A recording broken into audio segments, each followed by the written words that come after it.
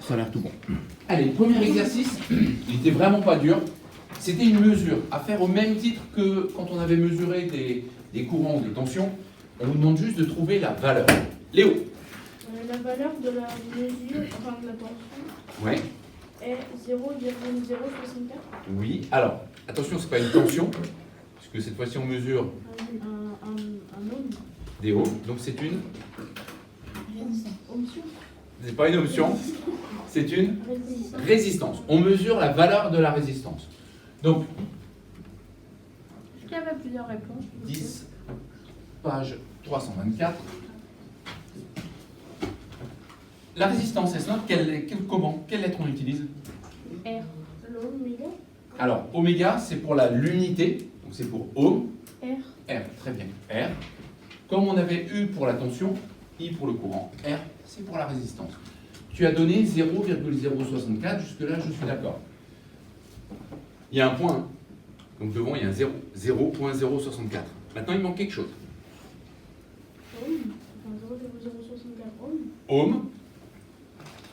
Alors, je le mets comme ça.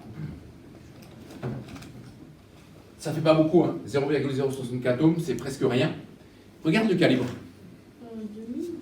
Oui, on est sur le calibre 2000, plus précisément 2 kilos. Donc le résultat, il est en kilo ohm. D'accord? Attention, parce que quand vous l'aviez fait en classe, certains, je ne sais pas pourquoi, m'avaient fait la valeur x2, parce qu'il y avait écrit 2 kilo ohm. Faut pas, hein, on est d'accord, on ne fait pas x2. 2 kilo ohm, ça veut dire que le multimètre, là, configuré comme ça, il peut mesurer jusqu'à 2 kilos, donc 2000 ohms. Mais il ne faut pas multiplier la valeur par 2. Ça reste des kilos ohms. Ça marche là-dessus? Très bien. Donc, je te laisse prendre la correction, Saphir, comme ça je la mettrai en ligne pour les autres. Est-ce qu'il y a un souci là-dessus? Aucun? Parfait. Allez, alors on passe au suivant. Le suivant, c'était le 16. Pardon, c'est pas lui, c'est lui. On y est. Allez, deux lampes dans un circuit. NS, je t'écoute. L1 plus moins que L2. Pourquoi? Parce que L1 a une résistance qui résiste plus au courant, qui laisse moins de courant passer. Oui. Pourquoi elle en laisse moins passer? Parce qu'elle est de 50 ohms. Ouais, 50 ohms, c'est plus grand que 10 ohms. Ici, si vous regardez, le courant électrique, il a deux chemins possibles. Il va évidemment prendre les deux. Il va passer un peu ici, un peu ici. Mais ici, la résistance est plus grande. Donc forcément, il y aura moins de courant qui va passer. Pour vous donner une image, une grande résistance, c'est un petit peu... Voilà, je vous ai donné cette image la fois dernière. J'entrouvre la porte, mais je l'entrouvre pas beaucoup. Une résistance faible, c'est j'ouvre la porte grand. Vous pouvez passer facilement. Donc imaginez, je vous avais, je crois, déjà donné cet exercice, quand on avait fait ça en classe, je vous ai donné cet exemple-là. Si j'ouvre les deux portes, la porte du fond à côté de Vincent, je l'ouvre grand, et la porte de devant, je l'ouvre à peine. Qu'est-ce que vous allez faire spontanément, la majorité? Vous allez forcément, la majorité, passer par là-bas. Ça n'empêche pas qu'un ou deux peuvent passer ici pour aller plus vite, mais la majorité va passer là-bas. Mais c'est exactement pareil dans le circuit. Ici, vous avez une grande résistance, donc il y aura du courant, mais pas beaucoup. Ici, il y a une plus petite résistance, il y aura davantage de courant. Donc, R1 est plus grand que R2. Donc,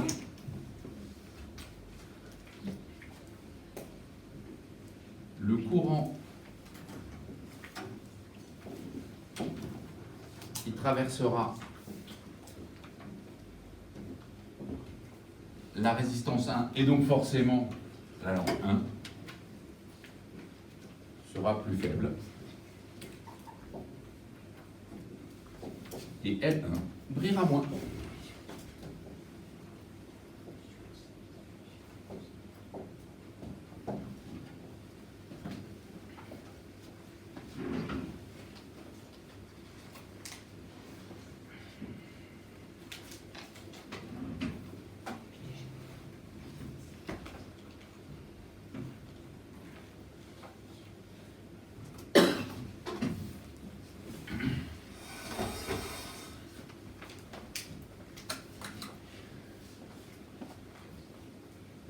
vais se corriger s'il y a besoin.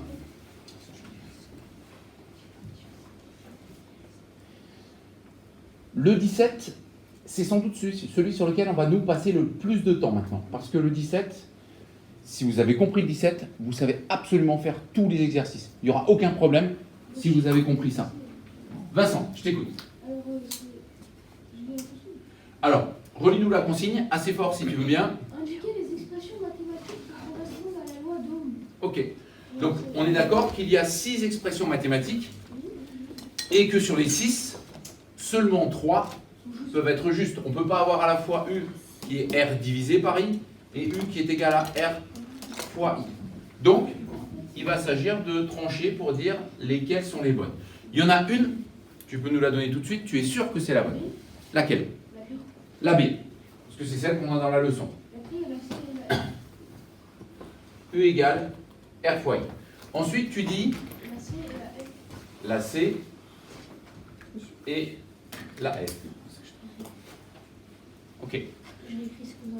Alors, on va l'écrire, attends, ça je vais le réécrire au tableau proprement, ne t'inquiète pas. Mais c'est bien, Saphir. Comment on sait que c'est la C et la F qui sont correctes? Comment on arrive à trouver ça? Vincent? Parce que si U égale R fois I, ça veut dire que... Par exemple, l'inverse. Arda, t'endors pas? Alors, si tu l'as fait comme ça, c'est que pour toi, sans autre réflexion, c'est que pour toi c'est intuitif, c'est facile. Ce ne sera pas forcément le cas pour chacun d'entre vous. Le calcul littéral, c'est pas toujours... Alors, il va y avoir des vitesses différentes pour chacun. C'est un point qui peut poser problème à certains. C'est pour ça que je voudrais qu'on s'arrête un petit peu dessus. Charlotte? Il faut qu'il y ait tout le temps les mêmes lettres, non? Il faut qu'il y ait tout le temps les mêmes lettres et qu'il y ait un ordre par. Alors, il faut qu'il y ait tout le temps les mêmes lettres, mais si tu regardes, elles sont partout. Tu me dis un ordre particulier, bien sûr, mais c'est quoi le critère de l'ordre particulier? Comment? Pourquoi cet ordre-là, I égale U divisé par R, il serait meilleur que I égale U fois R? Parce que déjà, ils sont pas posés pareil, et dans le C et le F, le U il est placé au même endroit, et que le I et le F qui changent de place. Ah oui, mais alors je pourrais te dire dans l'autre sens, c'est le R qui n'a pas bougé. Enfin, pourquoi c'est le U qui devrait être au même endroit, pas le I, pas le R? Là, il faut argumenter vraiment. Iman, comment on sait? Moi, ce que j'allais faire, c'est que j'allais remplacer les lettres par des chiffres. C'est une bonne façon de faire. Par exemple, 4 est égal à 2 fois 2. Oui. Donc on va après, bien sûr, Alors, 2 fois 2, c'est pas le bon choix. Tu peux prendre ce que tu veux. Pourquoi c'est pas le bon choix? Parce que tu as pris 2 fois la même valeur pour 2 lettres différentes. Et donc après, il y a des risques de confusion. Tu vois ce que je veux dire? Parce que 2 divisé par 2 ou 2 divisé par 2, ça donne le même résultat. Alors que U divisé par R ou R divisé par U, ce ne sera pas pareil. Donc, il faut prendre n'importe quelle valeur. On peut faire ça, mais on prend des valeurs. C'est la première méthode, je vais vous en montrer plusieurs. Et vous prendrez uniquement celle qui vous va bien. Essayez pas de tout maîtriser. Prenez-en une qui vous convient. Saphir? Du coup, sinon, moi j'ai aussi un peu fait comme une autre, sauf que j'ai fait par exemple U, c'est 16. Oui. 16 égale 2 fois 8. Très bien. Alors, imaginons qu'on prenne ces valeurs-là. Je remplace. Donc, au départ, vous choisissez vous choisissez une multiplication qui fonctionne. 2 fois 8 égale 16. Puisque ça, c'est juste, si vous remplacez les mêmes lettres par les mêmes valeurs dans les autres équations, ça doit coller, ça doit être juste. Alors, allons-y, on vérifie. Dans celle-ci, on va commencer par les 3 justes. 8, 16, divisé par 2. Ça marche. 8, c'est 16 divisé par 2, donc c'est juste. Celle-là, elle fonctionne. Ici, 2, c'est U, 16, divisé par I, je remplace par la valeur qu'on a décidée, 8. 2, 16 divisé par 8, ça fait bien 2. Vous voyez que là, en remplaçant par des chiffres, ça marche. Dans tous les cas, ça marche. Maintenant, juste pour l'exemple, un qui ne marche pas. On prend celui-là. Je prends celui-ci. I, on a dit que ça valait 8. U, on a dit que ça valait 16. Et R, on a dit que ça valait 2. Eh bien, 16 fois 2, ça fait 32. Ça ne fait pas 8. Donc, celle-là, on voit qu'elle ne peut pas coller. Elle est fausse, forcément. Et vous pouvez faire la même chose pour les deux autres, rapidement. R, 2. U, 16, I, 8. Eh bien, 8 divisé par 16, ça fait 0,5, ça ne fait pas 2. Donc ça ne marche pas. Celle-là est fausse. Ça marche? Donc, ça, c'est la première méthode. Si vous avez un doute, remplacez par des chiffres. Et vous trouverez forcément la bonne. Ça marche? Question? Et du coup, ça c'est des lois. Alors, en fait, tout ça, c'est la loi d'Ohm. D'accord? Et on va voir tout de suite à quoi ça sert. Après, je vais vous donner une ou deux autres méthodes. On doit la noter. Alors, elle est déjà notée dans ta leçon. D'accord? La seule loi, surtout, commencez pas à m'apprendre toutes les lois par cœur. Quand je dis toutes, n'allez pas m'apprendre les 3 formulations par cœur. Vous n'en apprenez qu'une par cœur. C'est celle-ci. U égale R fois I. Ça marche? C'est la seule que vous devez connaître par cœur. Et partant de celle que vous connaissez par cœur, vous devez être capable d'écrire I égale U divisé par R et R égale U divisé par I. Ça, c'est ce que vous devez être capable de déduire. À quoi ça sert? En fait, dans tous les exercices, ça va revenir au même. Dans tous les exercices, on va vous donner 2 valeurs. Et vous devrez trouver la 3e. Donc, imaginons, on le fera, hein, on va le faire tout à l'heure, je vais vous en donner un complémentaire. Imaginons qu'on vous donne la valeur de la résistance et de l'intensité du courant, et on vous dit, trouvez, la question sera forcément, trouver quoi si on vous donne R et I? Iman? La tension. Trouver la tension, trouver U. En fait, si on me demande ça, je sais que je fais R fois I, et j'ai la tension. Imaginons, par contre, que l'on me donne U et R. Ça, c'est ce que je connais. Ce que je vais chercher, c'est lui. C'est I. Et dans quel cas, si on doit trouver I, l'intensité du courant, j'utilise cette formule-là. I égale U divisé par R. Imaginons pour finir qu'on me donne I et U. Je vais donc devoir trouver R. Il faudra utiliser la 3e formule. Mais encore une fois, vous, la seule que vous allez apprendre par cœur, c'est celle-là. Les autres, il faut les retrouver. Parce que sinon, vous imaginez, là on est en 4e, en fait, cette année c'est quasiment, allez, à part la vitesse, encore, c'est la seule formule qu'on va avoir. Mais en 3e, va s'en rajouter. Quand vous serez en seconde, en première, en terminale, vous allez rajouter des formules. Votre boîte à outils, Vincent, merci, elle va gonfler, gonfler, gonfler. Du coup, si chaque formule, vous devez l'apprendre x3, ça ne marche pas. Imaginez en histoire, vous deviez apprendre 3 dates différentes pour le même événement. Déjà, ça ne collerait pas, mais ça ne sert à rien. Vous apprenez les choses une fois, c'est déjà pas mal. Est-ce que ça va là-dessus? Ok. Oui, ça tu peux recopier, Safia. Alors, ce que j'aimerais, je t'écoute. Oui.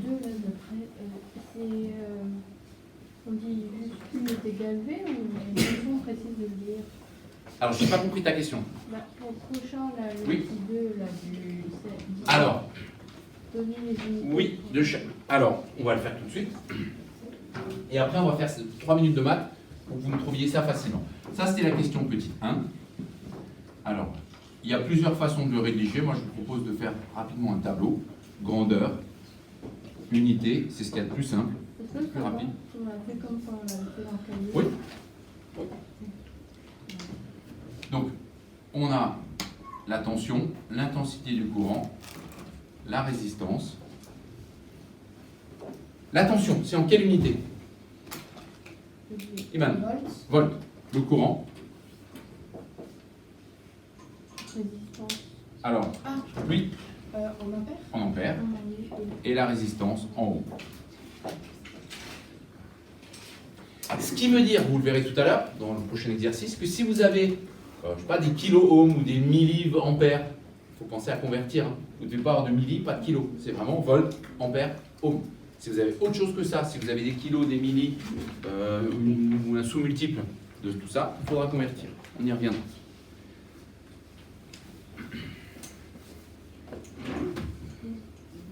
Bien. Allez, pour finir, après je vous donne un dernier exercice, et puis on aura fini cette partie-là. Juste revenir un petit peu au côté qui peut vous poser problème, le seul là-dedans, c'est les maths. On imagine que vous avez fait le job, vous avez appris celle-là. Et vous devez être capable de trouver le reste. Il y a la méthode qu'on vient de voir, on remplace par des chiffres. C'est la première. Mais, voilà, si je vous demandais tout de suite d'écrire R égale quelque chose. Alors, il y a plein de solutions. Moi, je vais, en plus de celles qu'on a déjà vues, je vais vous en proposer deux. Une que je vous conseille vraiment d'utiliser, c'est celle que je vous donne en premier. Pour moi, c'est la meilleure parce que c'est celle qui va marcher dans tous les cas. Et puis une autre, pour vraiment, si vous êtes perdu et que ça ne marche pas, mais qui ne marchera pas dans tous les cas, vous comprendrez pourquoi tout à l'heure. Je t'écoute, Vincent. Si là par exemple c'est U égale R pour I, Oui, donc je prends par exemple si je veux savoir F, oui, bah, je fais par exemple F et après je prends les deux autres et je les divise. oui, mais alors, ça fonctionne si pour toi c'est déjà intuitif, mais tu as raison, ça va marcher. Moi, je vais vous proposer de regarder ça un petit peu comme un jeu d'échecs. Vous avez déjà joué aux échecs. Pour ceux qui n'ont pas joué aux échecs, alors on ne va pas prendre un jeu d'échecs entier. Je vais prendre juste 4 cases d'un jeu d'échecs. Et en fait, vous savez que dans le jeu d'échecs, vous avez plusieurs pions qui vont bouger en fonction de leur nature. Nous, on va s'intéresser juste au fou. En fait, chaque lettre, c'est comme le fou. Le fou, vous savez, il se déplace en diagonale. Voilà. Eh bien, si vous imaginez chacune de ces lettres comme un pion qui serait dans une case de jeu d'échecs, en fait, il faut regarder les choses comme ça. Le égal, il est au milieu, toujours. Ça, c'est votre égal. D'accord ? Ça représente la séparation entre les cases. C'est comme une barre de fraction. Quand vous faites une fraction, vous voyez ça comme une barre de fraction. Et dedans, là-dedans, vous allez écrire votre formule. Ici, vous voyez bien qu'on n'a pas de fraction, contrairement à là. Donc, d'emblée, quand on va l'écrire, on ne va rien écrire dans les cases du dessous. J'écris tel que c'est là. U égale R fois I. Voilà. Je l'écris comme ça dans mes jeux d'échecs. Contrairement aux jeux d'échecs, ici, j'ai le droit d'avoir deux pions dans la même case. On n'a pas le droit au jeu d'échecs. Et maintenant, chaque lettre, c'est un pion. Si j'ai envie de déplacer, alors là, malheureusement, je crois que je vais déplacer tout le bloc, c'est pas grave. Si j'ai envie de déplacer une lettre, je peux, mais comme un fou. Donc, imaginons que ce que je cherche, ce soit à écrire I égale quelque chose. Moi, je vais écrire I égale quelque chose. Là, vous avez bien compris que le I doit être écrit tout seul. Donc, qui c'est qu'on bouge? Le R. Et comme c'est un fou, je le déplace comme ça. Du coup, I égale U, je vais vous faire tout de suite, divisé par R. Donc le R, je ne le veux plus ici. Je le déplace, il était là, il glisse, il passe en dessous. I, c'est U, divisé par R. C'est aussi simple que ça. Si vous regardez ça comme un jeu d'échecs, ça marchera toujours. Ensuite, on n'est pas obligé de dessiner ces cases. Vous savez que quand vous bougez, une lettre, elle bouge en diagonale. C'est un mémotechnique, hein. Ce n'est pas des maths, c'est vraiment un mémotechnique. Donc I, ce sera toujours U divisé par R. Sur le même principe, R, ce sera égal à quoi alors? U divisé par I. U divisé par I, puisque c'est le I qui va bouger comme un fou et qui va passer en dessous. Ça y est, c'est fait. Avec ça, vous savez tout faire. Et ça marchera toujours, toujours, toujours. Je t'écoute. Mais est-ce que vous mettre le I ou le U en dessous, ça changera ou pas? Comment ça? Par exemple, R égale I sur U ou R égale U sur I, ça changera pas? Ah bah si. Alors si, regarde. Je reviens là, on va revenir à la formulation de départ. Si je veux écrire R égale, c'est forcément U divisé par I. Parce que mon I, si tu regardes, il était là, il glisse comme un fou aux échecs, hein, il prend cette diagonale-là et il va ici. Donc c'est forcément R égale U divisé par I.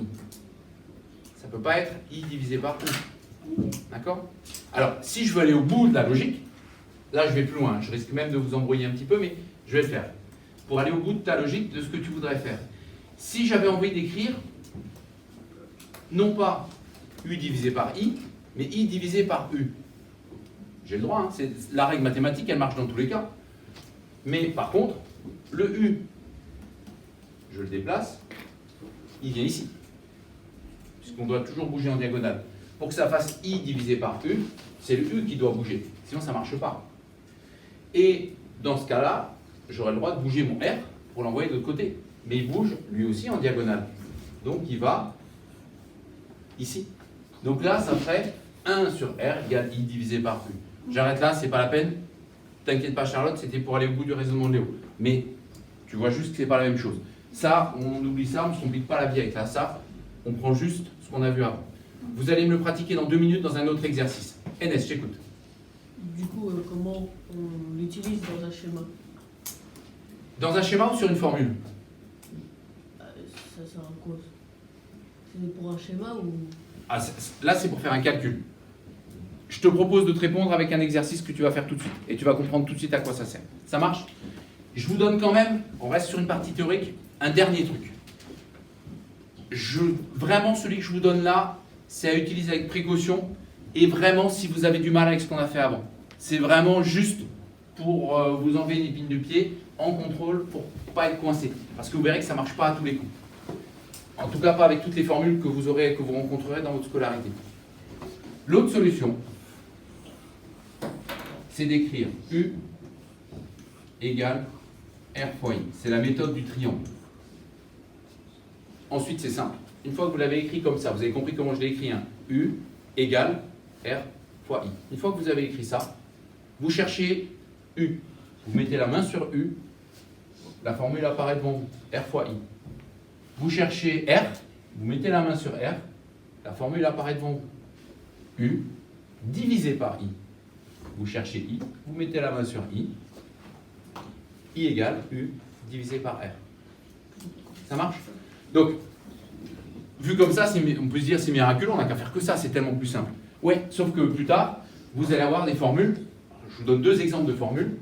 Une que vous connaissez déjà, la vitesse, c'est la distance divisée par le temps. Là, vous n'avez pas quelque chose égale quelque chose fois quelque chose. Donc, il faudrait réapprendre cette formule sous une autre forme pour pouvoir l'écrire comme ça. Encore plus tard, l'année prochaine, en 3e, on verra par exemple la force d'interaction gravitationnelle. Alors, ne vous inquiétez pas pour la formule, hein, c'est juste pour vous montrer que ça ne collera pas. C'est une valeur qu'on appellera grand G, fois la masse d'un objet A, fois la masse d'un objet B, divisé par une distance au carré. Vu comme ça paraît compliqué, ce sera simple, ne vous inquiétez pas. Mais quand vous avez ça, vous en faites quoi de votre triangle? Ben rien. Alors que quand vous avez ça, ma méthode que je vous ai donnée avec le jeu d'échecs, qu'est-ce que vous en faites? Exactement la même chose. Pardon, votre jeu d'échecs, vous cherchez une lettre, par exemple G, tout le reste, je déplace, je prends comme mon foot jeu d'échecs, on manipule dans tous les sens, on ne va pas le faire maintenant, pour ne pas se compliquer la vie, mais marchera toujours. Ça marche? Allez, tout de suite, et pour finir cette partie-là, vous allez me faire, et ça va répondre, NS, à ta question, qu'est-ce qu'on fait avec ça? À quoi ça sert? Alors, page 325, voilà, on en était là. Vous allez me faire le 18 et le 22, page 325. Donc, 18 et, pas A, hein, et 22, partie exercice, page 325. C'est une application de tout ce qu'on vient de faire jusque-là, et ce sont les 2 derniers exercices qu'on va faire.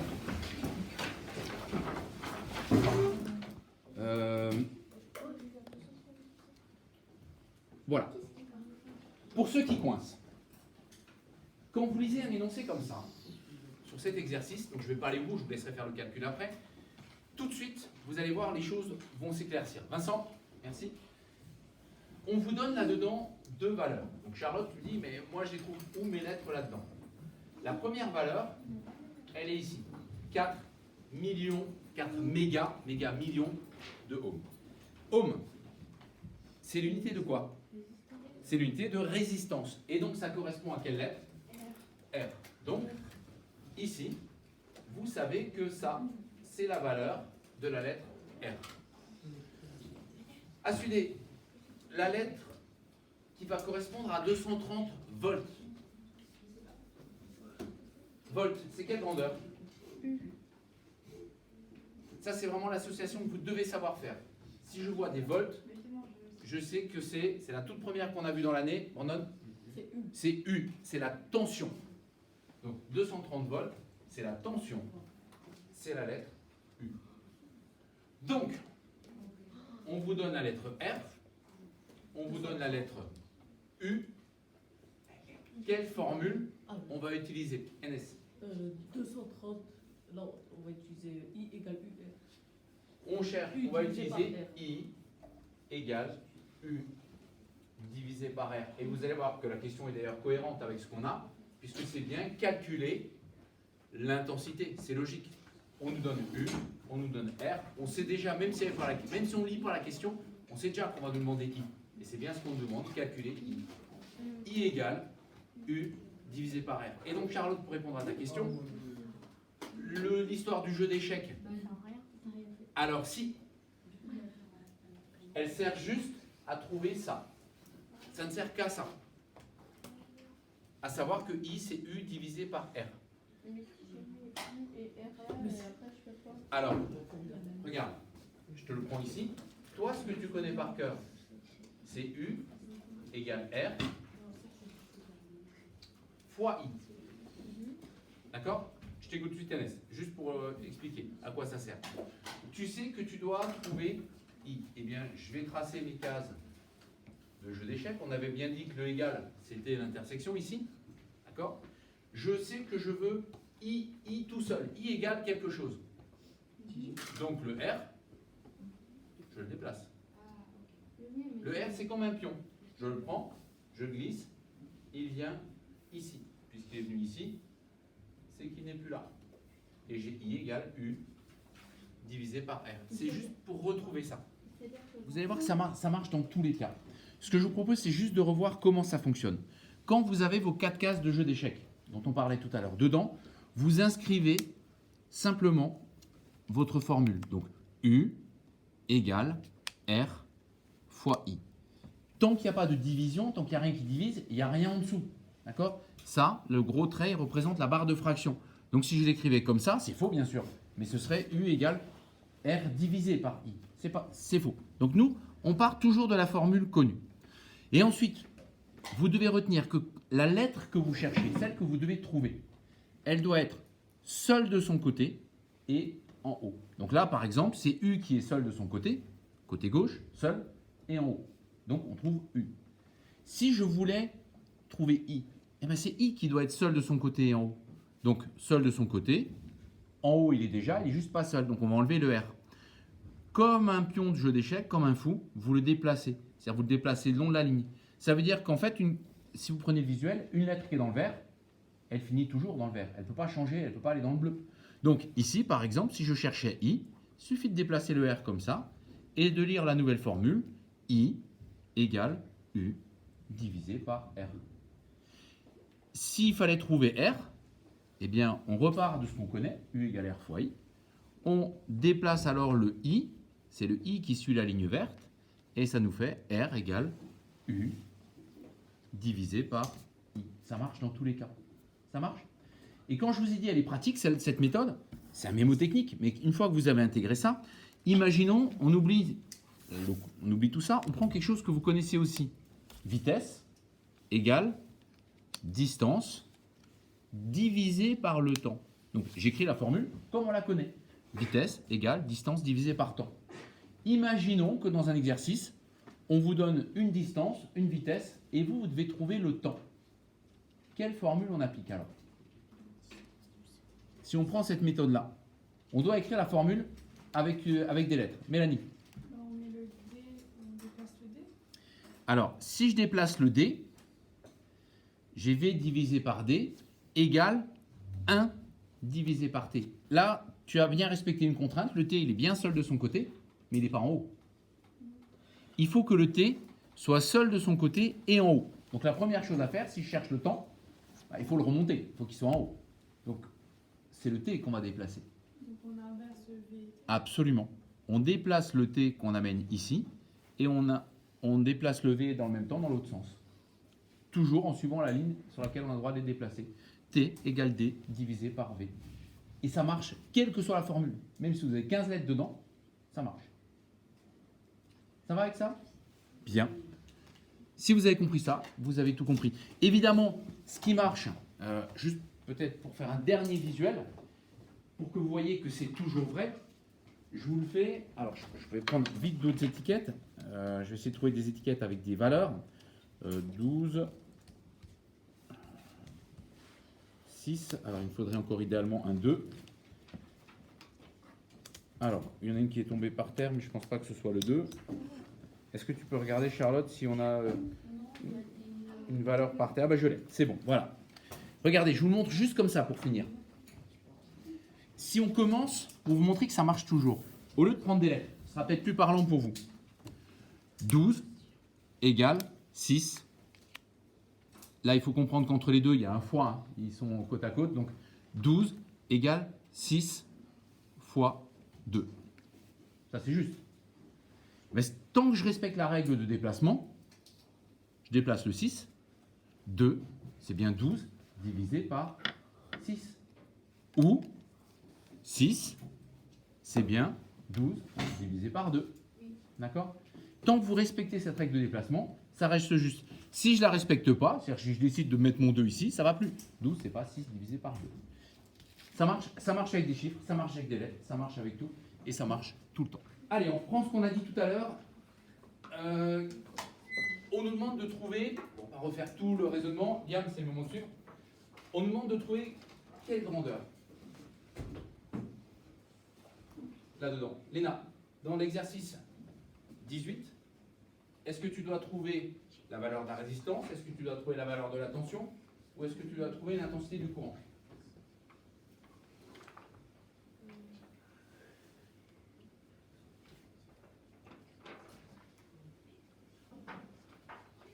Mais où est la consigne, la consigne de ce que tu dois faire? Léna, elle est où? Regarde pas Vincent, toi, il ne va pas te donner la réponse. Là, il faut que tu t'assumes dans cet énoncé-là. Le mot-clé de l'action que tu dois faire, il est où?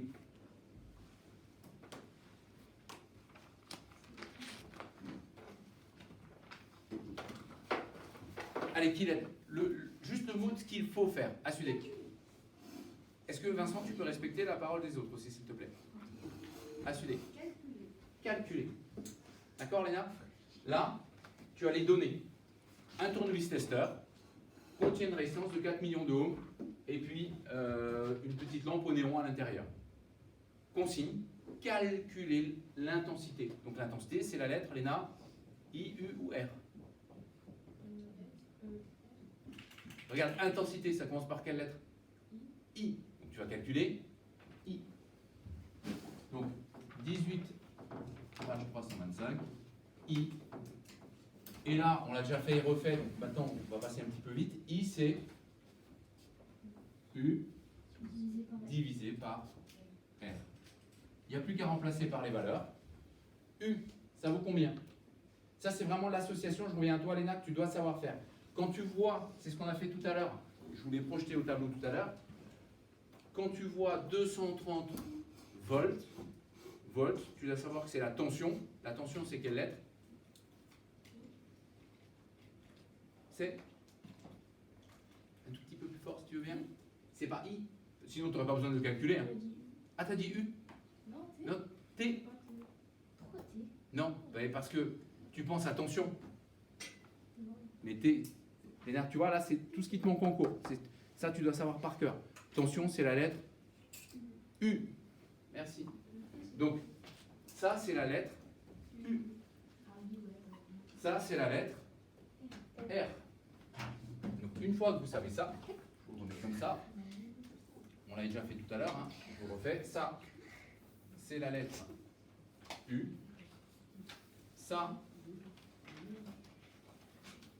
c'est la lettre R. Il n'y a plus qu'à remplacer, c'est tout. On remplace simplement. Hein. U, c'est 230. R, je remplace par combien, Safia? R. On remplace par 4. 4 mégas. 4 mégas. Mégas. Oui, mais dans la calculette, tu n'auras pas mégas. Oui. Du coup, 4 millions. 4 millions d'ohms. 4 millions d'ohms.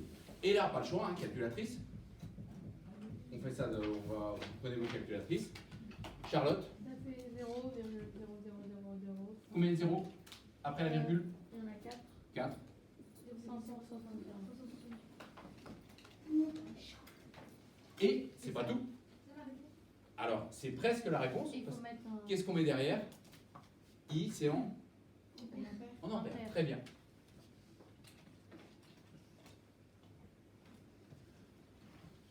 Histoire de ne pas vous charger davantage, on ne va pas faire de conversion, je ne vais pas vous demander des milliampères, des microampères, on va le laisser comme ça. On ne nous impose rien, donc on peut.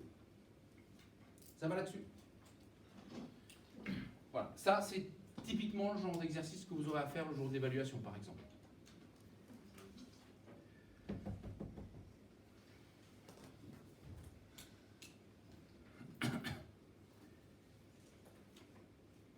Allez, je vous laisse le temps de recopier, de corriger si besoin. On se lance dans le dernier.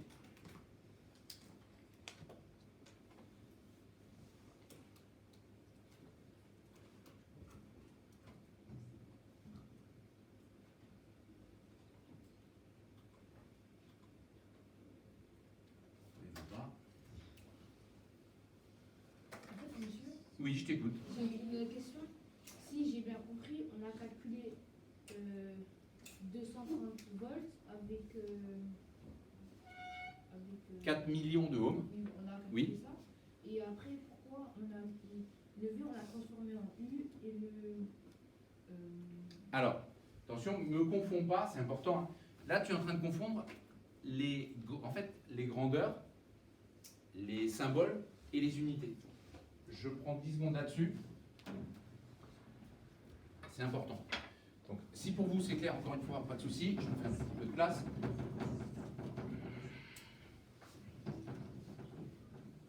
Voilà. En fait, si je devais te faire un tableau, que tu retiennes bien les choses, dans ce tableau, je mettrais ce que j'appelle le nom de la grandeur.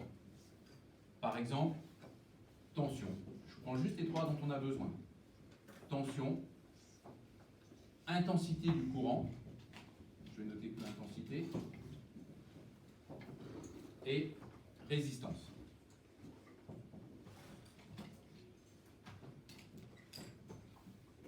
Ça, c'est le nom de ce qu'on mesure.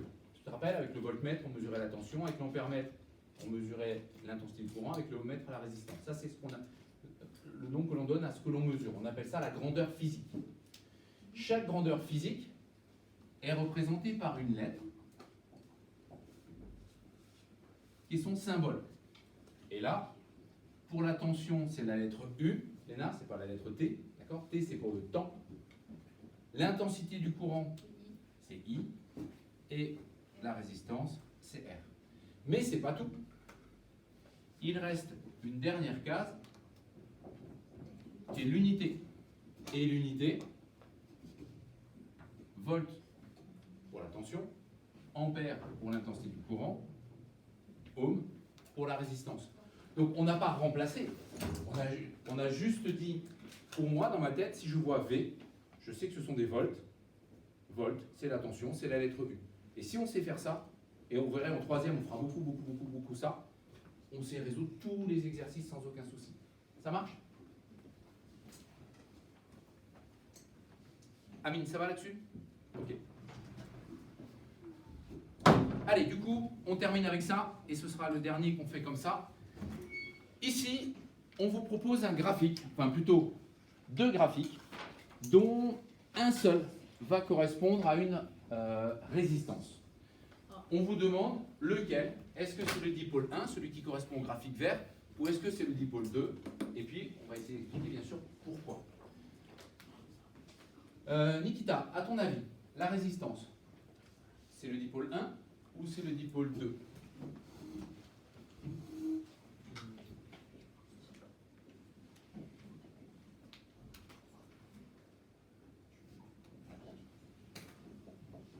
Rappelle-toi ce que tu as fait toi. Tu as tracé? Bien sûr. C'est le dipôle 1. Parce que c'est, si on doit justifier, c'est une droite qui passe par l'origine. C'est le dipôle 1. Car le graphique est une droite qui passe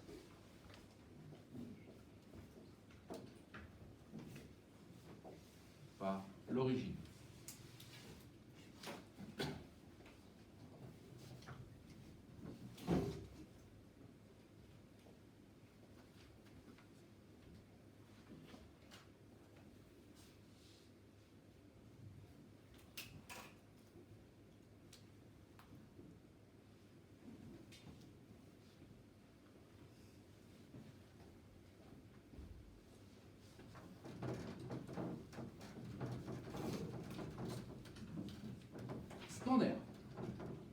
te demande maintenant si, aux bornes de cette résistance, on mettait 1 volt.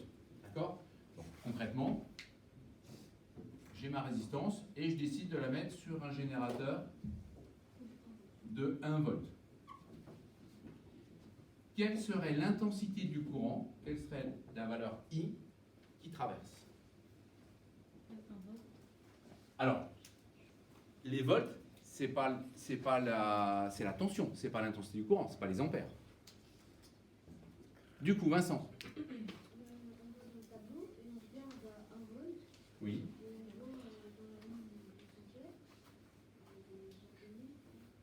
Ok.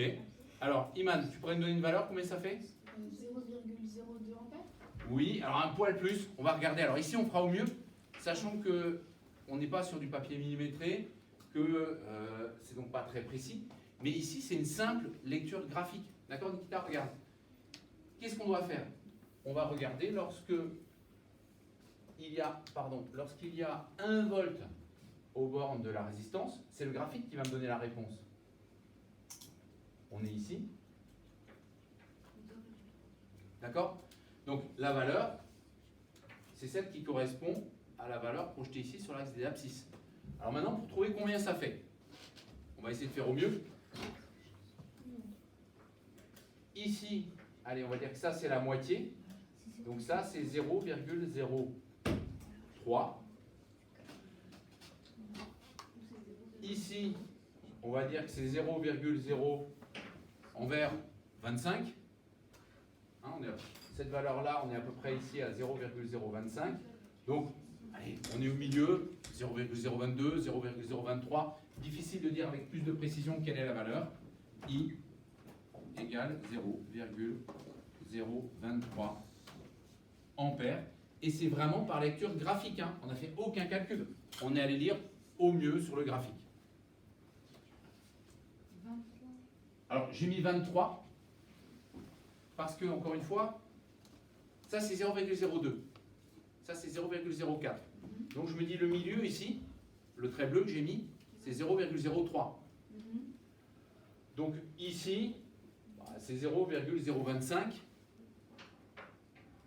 Et nous, on est au violet.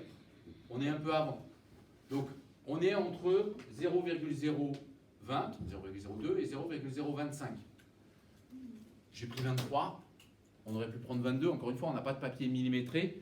Là, concrètement, par exemple, si je vous donne un exercice comme ça en évaluation, si vous avez une valeur, allez, j'admettrai les deux.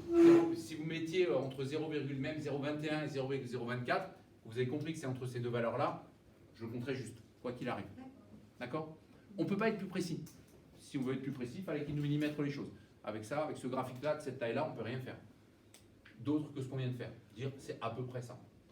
Ça marche? Dernière question. En déduire la valeur de la résistance. Comment on fait maintenant? Vincent.